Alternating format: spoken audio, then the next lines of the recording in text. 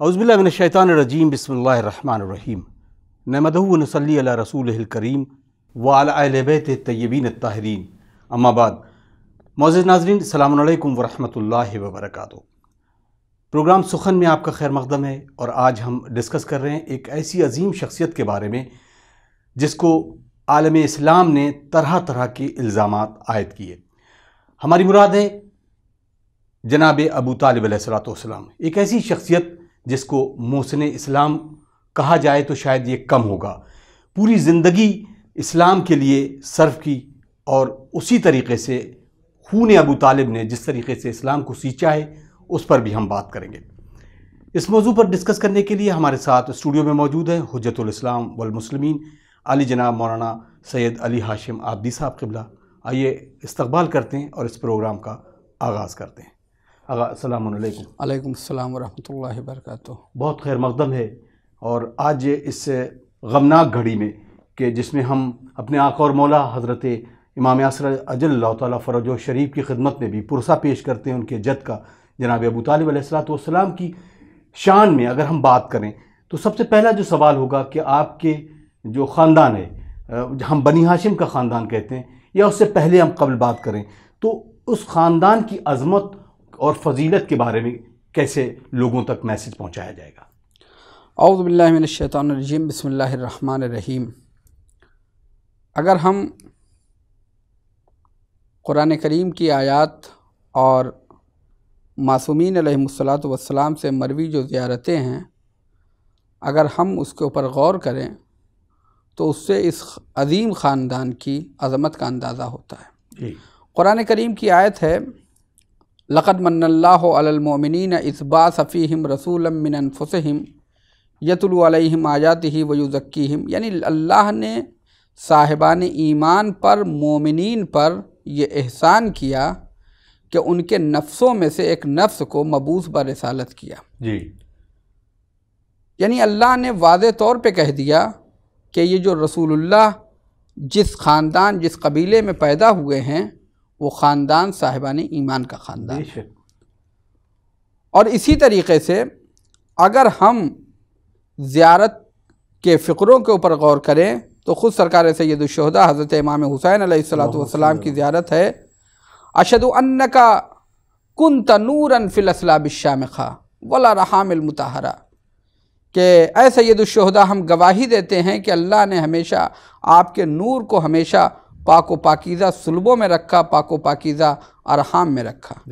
اور یہی دلیل ہے کہ امام حسین علیہ السلام سے لے کے حضرت آدم اور حضرت حوا تک جتنی بھی مائیں تھیں، جتنے بھی باپ تھے، سب کے سب پاک و پاکیزہ تھے۔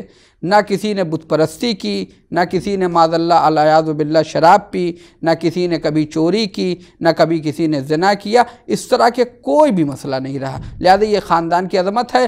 اور اس زمانے میں بھی، یعنی دور جاہلیت میں بھی، جس خاندان کو عرب میں ویلو تھی اور عرب میں جس کی عظمت کی نگاہوں سے لوگ دیکھتے تھے، اور ہر انسان یہ سوچتا تھا کہ یہ اس خاندان سے ہماری رشتہ داری ہو جائے، وہ خاندان رسول تھا، جس خاندان میں حضرت ابو طالب، حضرت عبداللہ، حضرت عبد المطلب، حضرت حمزہ، حضرت ہاشم، حضرت قصی، حضرت عبد مناف، اور اسی طریقے سے آپ تمام لوگوں کو، وہ تمام ذوات مقدسہ کو دیکھ سکتے ہیں جن کا کردار اپنی مثال آپ تھا۔ جزاک اللہ۔ سرکار، اب ایک سوال جو ہے، عالم اسلام کی جب تاریخ پر نگاہ ڈالی جاتی ہے تو بڑے بڑے عجیب سوالات ہیں جو جناب ابو طالب کی شان نہیں کہے جا سکتے۔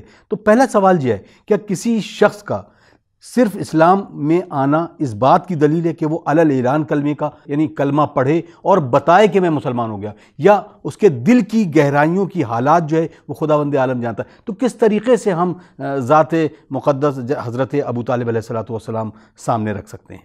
دیکھیے، کبھی کبھی ہوتا ہے، آپ خود انسان کا اعمال گواہی دیتا ہے کہ اس کا ایمان ہے کہ نہیں ہے۔ جیسے چھٹے امام کی حدیث ہے کہ ایمان دل سے یقین، زبان سے اقرار اور اعضاء و جوارح سے عمل کا نام ہے۔ اور یہ جو اعضاء و جوارح سے عمل ہے، یہ خوشبو ہے اس دل سے ایمان کے پھول کی۔ کیا کہنے، سبحان اللہ سبحان اللہ۔ اگر وہ دل میں جو ایمان کا پھول ہے اگر وہ نہیں ہوگا تو یہ اعضاء و جوارح سے خوشبو نہیں آئے گی اعمال کی۔ بے شک۔ اور یہ کمال ہوتا ہے، کمال ایمان کا کمال یہ ہے کہ وہ عمل میں اتر آئے، وہ زندگی میں اتر آئے۔ بے شک۔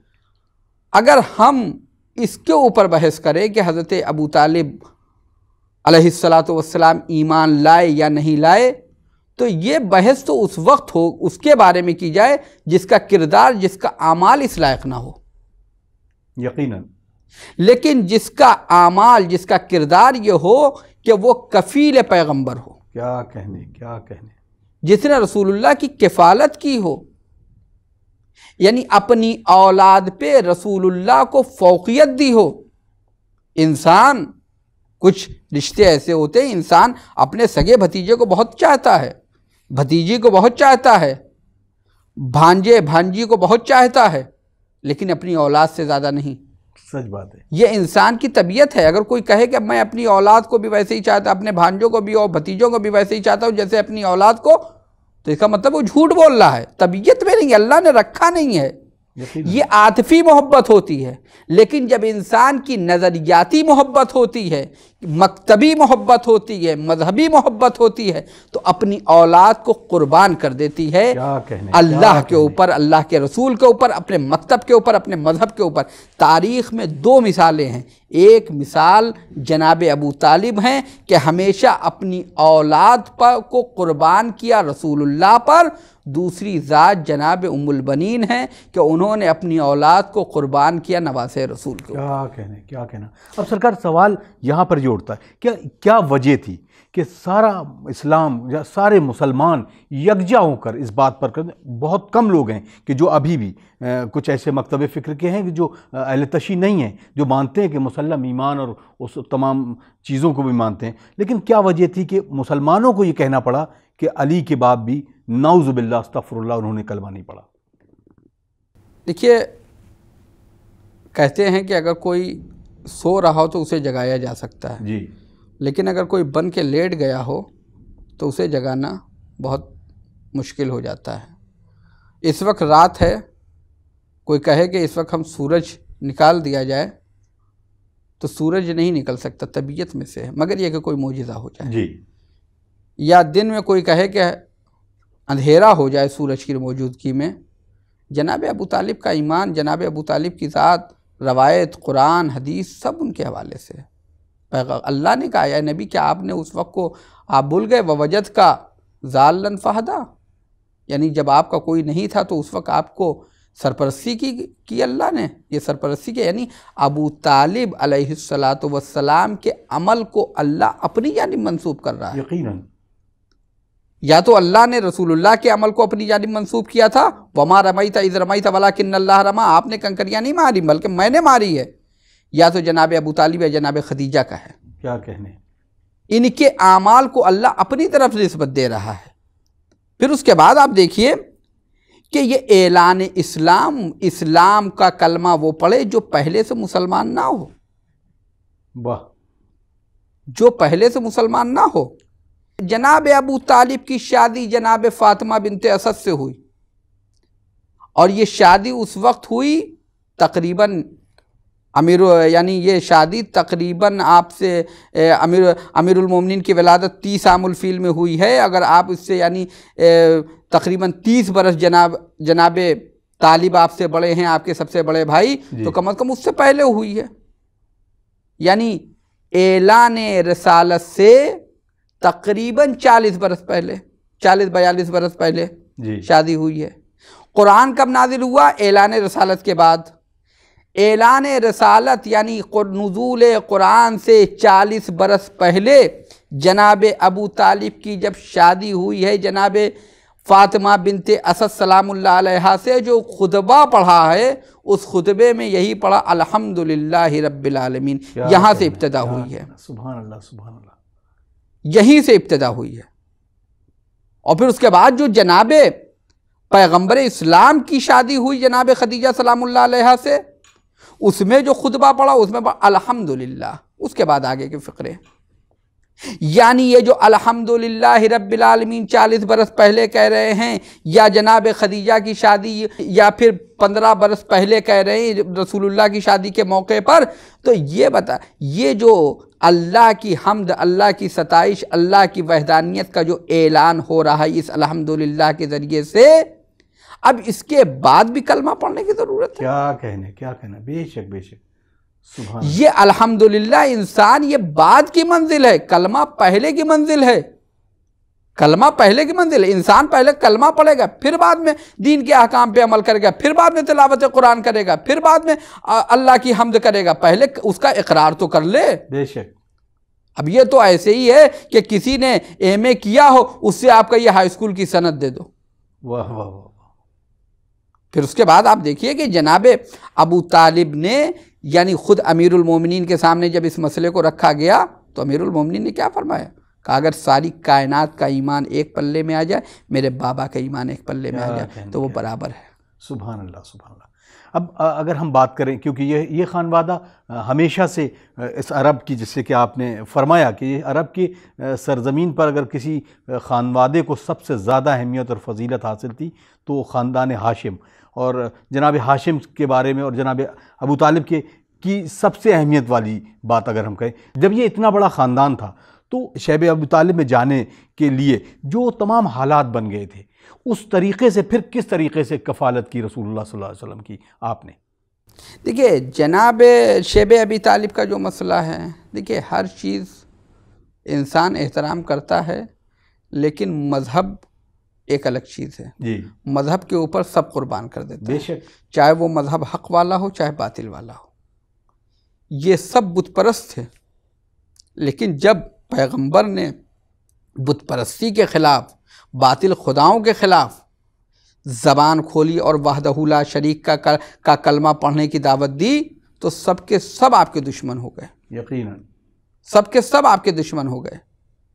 اور یہ دیکھیے کہ اللہ انتخاب کر رہا ہے جناب ابو طالب کا، کہ 8 برس کی عمر میں رسول اللہ کے جب دادا جناب عبد المطلب کی وفات ہوئی ہے تو اس وقت جناب ابو طالب کفالت کر رہے ہیں، اور جناب ابو طالب کی اہلیہ جناب فاطمہ بنت اسد کفالت کر رہی ہیں رسول اللہ کی۔ جی، اور کس طرح سے کفالت کی ہے، یعنی جناب ابو طالب نے بھی اور جناب فاطمہ بنت اسد سلام اللہ علیہ نے بھی، کہ خود جب جناب فاطمہ بنت اسد سلام اللہ علیہ کی وفات ہوئی تو کہا یہ میری ماں ہے، میری ماں تھی کہ جنہوں نے پہلے ہمیں کھلایا بعد میں اپنی اولاد کو کھلایا، پہلے ہمیں نہلایا بعد میں اپنی اولاد کو نہلایا۔ اس طرح کے جو فقرے آئے ہیں جناب فاطمہ بنت اسد کے لیے، اسی طرح پیغمبر نے جناب ابو طالب کے اوپر رحمت کی دعا کی ہے، پیغمبر نے رحمت کی دعا کی ہے۔ اب سرکار یہ سوال بہت اہم ہے، آپ نے اس کو، میرا سوال اس پر یہ ہے کہ حضور سرور کائنات صلی اللہ علیہ وآلہ وسلم نے آپ کے بارے میں کیا ارشاد فرمایا ہے اور کیسے دنیا تک پیغام پہنچایا؟ کیونکہ بہت ساری حدیث اور روایت جو نقل کی جاتی ہے گڑھی ہوئی کہ اس وقت وہاں پر یہ لوگ موجود تھے اور کہا گیا کہ کان میں کلمہ پڑھ دو، تو اس کے باوجود حضرت نے کس طریقے سے تعارف کرایا ہے جناب ابو طالب علیہ السلام کا؟ دیکھیے اگر آپ دیکھیے کوئی بھی چیز ہوتی ہے، حضور کے تعارف کرانا، حضور نے تعارف کرایا، لیکن حضور کا پورا اسلام ہی ایمان ابو طالب کا تعارف ہے۔ سبحان اللہ۔ پورا قرآن، یہ جتنی اسلام، قرآن، عقائد، احکام، اخلاق، جو کچھ بھی اسلام کی تعلیمات ہے، یہ ایمان ابو طالب کا تعارف ہے، شخصیت ابو طالب کا تعارف ہے۔ سبحان اللہ سبحان اللہ سبحان اللہ۔ وجہ یہ ہے کہ اگر آپ کوئی بھی چھوٹا سے کوئی بھی کام کرنا چاہتے ہیں، کوئی بھی تحریک چلانے چاہتے ہیں، تو آپ کے پاس ایک سپورٹر ہونا چاہیے، ایک حمایت کرنے والا آپ کا ہونا چاہیے، مضبوط حمایت کرنے والا ہونا چاہیے۔ تو سوال یہ ہے کہ تمام بت پرستوں کے درمیان بت پرستی کے خلاف بولنے والا اور اللہ وحدہ لا شریک کی وحدانیت کا اقرار کروانے والا اور اس کا اعلان کرنے والا جب یہ تحریک لے کے چل رہا ہے اسلام کی، ان کی حمایت کرنے والا کون ہے، ان کی پشپناہی کرنے والا کون ہے؟ تو صرف ایک نام آتا ہے، اس نام کو کہتے ہیں ابو طالب علیہ السلام، جناب ابو طالب علیہ السلام۔ اور پھر آپ دیکھیے دعوت ذوالعشیرہ میں پیغمبر اسلام نے جب اعلان کیا تو اس کے بعد امیر المومنین نے وہ تمام واقعے، اس کے بعد وہ کفار کہہ رہے ہیں کہ ابو طالب اب تم اپنے بیٹے کی پیروی کرو گے، اب تم اپنے بھتیجے کی پیروی کرو گے. یعنی کفار و مشرکین کی سمجھ میں ایمان ابو طالب آ گیا، آج کے مسلمانوں کی سمجھ میں نہیں آ رہا. کیا کہنے. پھر آپ دیکھیں پیغمبر نے جب وفات ہوئی ہے تو جناب ابو طالب کے لیے رحمت کی دعا کی. اس سال کو غم کا سال کا عام الحزن، جناب ابو طالب کی وفات ہوئی، اس کے بعد جناب خدیجہ سلام اللہ علیہا کی وفات ہوئی، تو کہا کہ یہ عام الحزن ہے، غم کا سال ہے. پیغمبر نے ایک دن ابو طالب کا سوگ نہیں بنایا بلکہ پورے سال سوگ منایا ہے. اور پیغمبر کا سوگ منانا مطلب یہ ہے کہ پیغمبر صرف انسانوں کے پیغمبر نہیں ہیں. اگر پیغمبر نہ ہوتے تو کائنات میں کسی بھی وجود کو، کسی بھی امکان کو لباس وجود عطا نہ ہوتا. بے شک. ساری ساری کائنات پیغمبر کے صدقے میں ہے. یعنی سورج، انسان پیغمبر کی نافرمانی کرے گا لیکن دیگر مخلوقات، سورج، چاند، ستارے، دوسرے مخلوقات، جنت، آسمان، زمین، یہ پیغمبر کی مخالفت نہیں کریں گے. نباتات، جمادات، یہ پیغمبر کی مخالفت. یعنی پیغمبر سوگ منا رہے ہیں ایک سال، گویا تمام عالم امکان میں سوگ ہے جناب ابو طالب. اللہ اکبر. بے شک. گویا تمام عالم امکان میں سوگ ہے جناب ابو طالب کا کہ انسان ان کی عظمت کو سمجھے یا نہ سمجھے. سورج ان کی عظمت کو سمجھے گا، چاند ان کی عظمت کو سمجھے گا، ستارے ان کی عظمت کو سمجھیں گے، اسی طرح جتنی بھی مخلوقات ہیں وہ ان کی عظمت کو سمجھیں گے. کیا کہنا.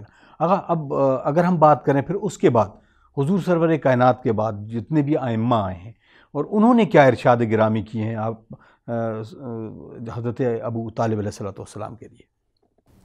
حضرت ابو طالب علیہ السلام کے لیے جو دوسرے ائمہ ہیں ان میں 5ویں امام سے بھی روایت ہے، 6ٹھے امام سے بھی روایت ہے کہ جب کسی نے کہا کہ جناب ابو طالب کے ایمان کے اوپر، تو آپ نے کہا تمہارے اوپر وائے ہو، ابو طالب جنت میں جائیں گے، ابو طالب جنتی ہیں. کسی نے مثلا امیر المومنین سے پوچھا کہ آپ قسیم النار والجنہ ہیں اور آپ کے والد معاذ اللہ جہنم میں، کہا تجھ پہ وائے ہو.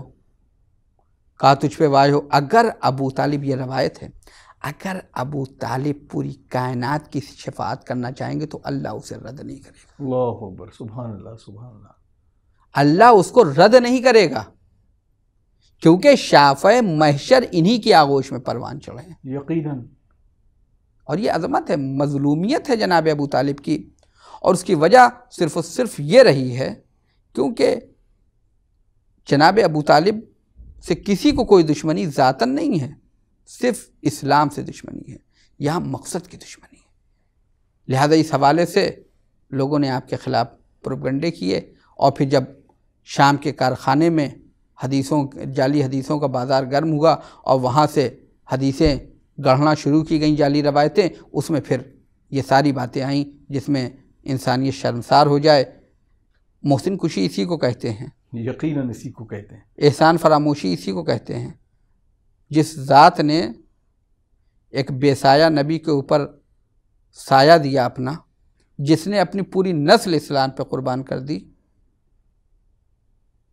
یہ شیب ابی طالب ہو یا کوئی بھی مرحلہ ہو، جناب شیب ابی طالب کا عالم یہ تھا کہ پیغمبر کی جان کو خطرہ تھا، کسی وقت بھی کوئی حملہ ہو سکتا تھا. جی. جناب ابو طالب پیغمبر کا بستر بدلتے تھے، پیغمبر کو اٹھا کر امیر المومنین کے بستر پہ، امیر المومنین کو اٹھا کے پیغمبر کے بستر پہ، تاکہ اگر حملہ ہو تو علی شہید ہو، پیغمبر بچ جائیں، علی شہید ہو، پیغمبر بچ جائیں. یعنی اس طرح سے تربیت کر رہے ہیں. اور یہ ابو طالب علیہ السلام کی تربیت تھی کہ ابو طالب نے تربیت کی تھی، عادت ڈال دی تھی پیغمبر کے بستر پہ سونے کی، کہ کبھی بعد میں سونا پڑے تو عادت رہے. تو پھر علی کو بھی نیند آئی اور مرضی معبود کا سودا کیا. شب ہجرت کا وہ واقعہ، یعنی یہ عادت میں شمار کر دیا تھا. واہ واہ واہ، سبحان اللہ. آقا وقت بالکل اجازت نہیں دے رہا ہے، بہت خوبصورت گفتگو اس زاویے سے. ناظرین، آپ اس پروگرام کو سماعت فرما رہے ہیں. پروگرام سخن میں آج ہم ڈسکس کر رہے تھے حضرت عمران جناب ابو طالب علیہ الصلوۃ والسلام کی وفات کے موقع پر آج اس پروگرام کو نشر کرنے کی سعادت حاصل کر رہے ہیں۔ ناظرین اکرام، یقیناً ایک ایسا انسان، ایسی شخصیت جس نے اسلام پر اتنے احسان کیے ہیں کہ اگر ہر مسلمان اگر چاہے بھی تو ابو طالب علیہ الصلوۃ والسلام کے احسان کا بدل نہیں کر سکتا۔ آئیے ناظرین، ہم دعا کرتے ہیں اس بارگاہ الہی میں کہ ہم سب کو اپنے آقا اور مولا حضرت امام اسرا جل اللہ تعالیٰ فرج و شریف کے ایوان انصار میں شمار کرے اور ان کے ظہور میں تعجیل فرمائے۔ ہمیں دیجیے اجازت اگلے پروگرام تک کے لیے۔ والسلام علیکم ورحمۃ اللہ وبرکاتہ۔